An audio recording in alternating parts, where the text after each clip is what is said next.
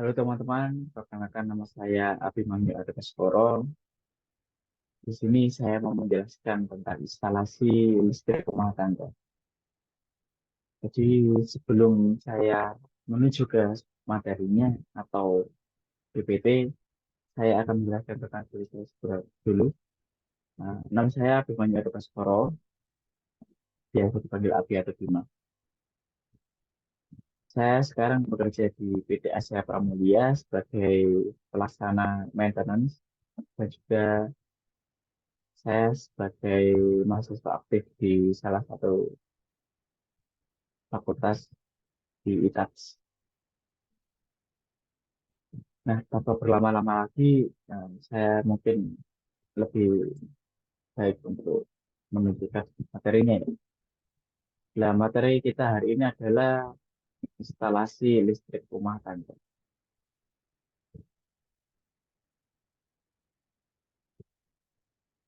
Nah, instalasi listrik rumah tangga. Nah, pertama pengertiannya, muatan listrik ini, muatan listrik yang timbul terjadi karena disebabkan antara pergesekan proton dan elektron. Nah, instalasi listrik diartikan sebagai rangkaian terintegrasi yang menghubungkan sumber listrik menuju rumah masyarakat dengan media pengantar konduktor. Nah, listrik dibagi menjadi dua, yaitu AC, arus bolak-balik, dan listrik DC, arus searah. Nah, arus listrik. Arus listrik merupakan muatan listrik yang mengalir pada suatu penghantar satuan waktu.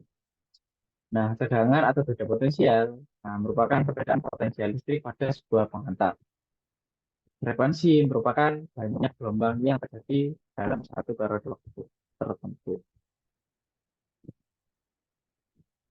Daya listrik atau P, daya listrik dapat diartikan sebagai besarnya arus listrik dan tegangan listrik yang mengalir pada sebuah penghantar. Energi listrik merupakan besarnya arus tegangan listrik yang mengalir pada sebuah penghantar tiap satuan waktu. Nah, ini bagian-bagian komponen instalasi listrik. Meteran listrik. Nah, meteran listrik merupakan komponen kelistrikan yang berfungsi sebagai pembatas daya yang digunakan oleh konsumen. Fungsinya untuk mencatat penghitungan daya yang digunakan tiap bulannya. Nah, ini contohnya. Ini contoh meteran listrik. Nah, pemasangan meteran listrik umumnya berada di depan rumah. Tujuannya yaitu yang mempermudah petugas PLN untuk mencatat nomor ID, mencatat daya konsumen setiap periode 1 bulan. Ya, kita bayar per bulan. Nah, yang kedua yaitu pengamanan listrik. Nah, pengamanan listrik atau shielding merupakan bagian yang sangat penting. Fungsinya sebagai pengaman instalasi listrik apabila terjadi hubungan arus pendek pada jaringan atau beban dengan cara memutus arus listrik. Nah, untuk pengaman listrik jenis lebur ada dua, yaitu pengenalan jenis lebur yang dikenal dengan nama sekring plus. Ya, sistem kerjanya yaitu kawat yang ada di dalam sekring itu akan melebur atau putus apabila terjadi hubungan singkat pada jaringan list instalasi ataupun pada peralatan instalasi. Nah, keunggulan dari sistem pengamanan ini yaitu apabila sekring putus untuk menormalkannya kembali menggunakan proteksi yang ada pada sekring tersebut.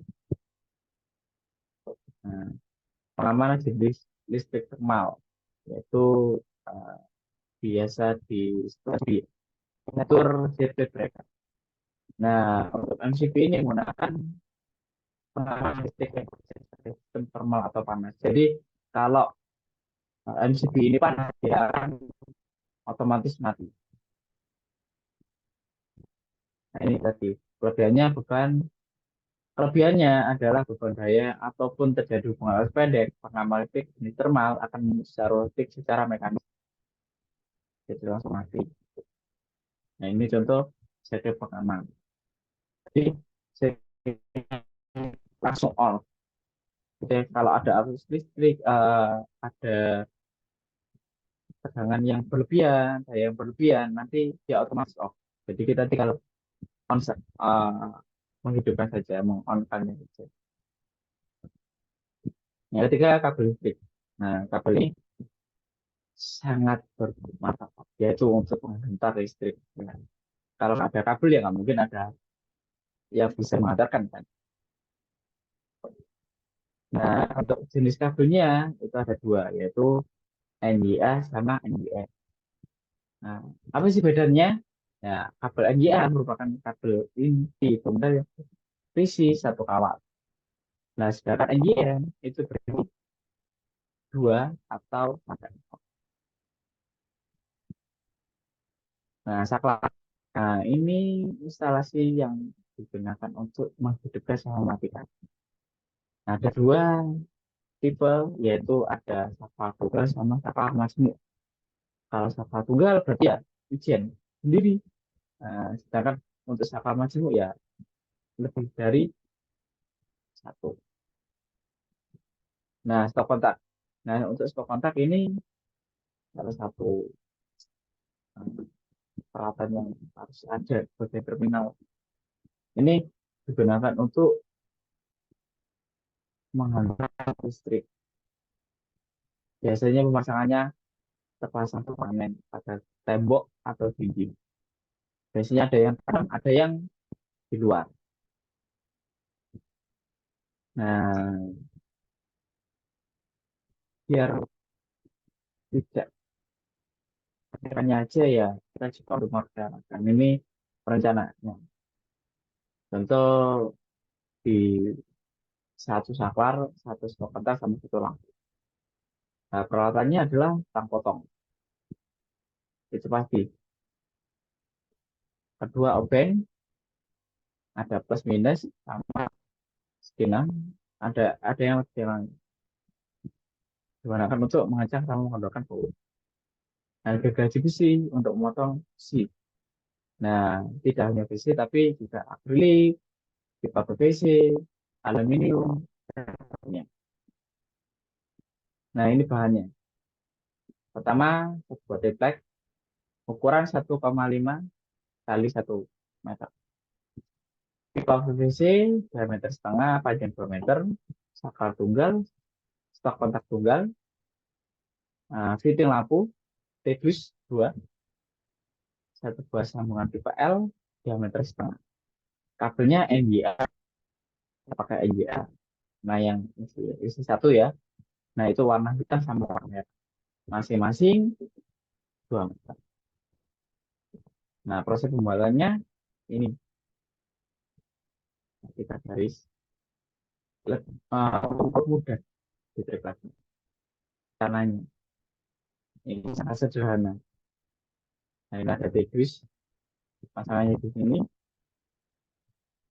Terus untuk pipa PVC pasang sesuai dengan rencana kita lagi. Nah, fitur lampu kasih kabel satu plus satu min. Nah, satu merah, satu hitam. Nah, gunanya ini kita jelaskan nanti. Pertama intinya adalah kita paham dulu. Untuk selanjutnya stop kontak. Terus terakhir pasangan untuk saklar. Nah, ini sampai salah. Pemasangan untuk hitam sampai merah. Nah, biasanya rata-rata kita menggunakan hitam itu yang positif. Nah, yang merah itu negatif.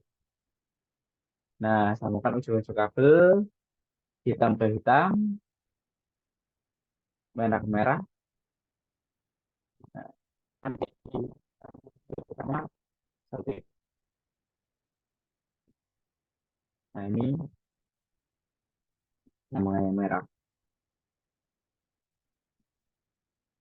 Rapikan, nah tutup teksnya, sambungkan bagian ujung kabel pada sumber listrik. Kemudian bilang kepada VKP, kalau ini kabelnya dua, ini nanti bisa bolak-balik, bisa dibolak-balik. Ini jadi plus, plus jadi minus itu bisa dibolak-balik. Cuman nanti problemnya adalah di bagian lampu. Jadi kalau kita mau bongkar pasar lampu bisa langsung, karena mungkin agak ada risiko untuk tersengat. Nah, kalau di instalasi listrik itu harus ada pengemasannya. Itu saja. Dan mungkin ada yang mungkin ditanyakan, oh iya ada masalah ini ya, untuk AC sama DC. Maksudnya AC sama DC ini harusnya bolak-balik. AC itu bolak-balik, DC itu harusnya searah. Jadi contoh AC itu ya di rata rumah tangga minim 220 volt voltasenya. Nah, kalau AC itu biasanya minim 12 volt, 12 volt sampai 24 volt. Itu AC sama DC. Nah, mungkin itu saja ya bisa saya sampaikan. Lebihnya saya mohon maaf. Saya paham. Assalamualaikum warahmatullahi wabarakatuh.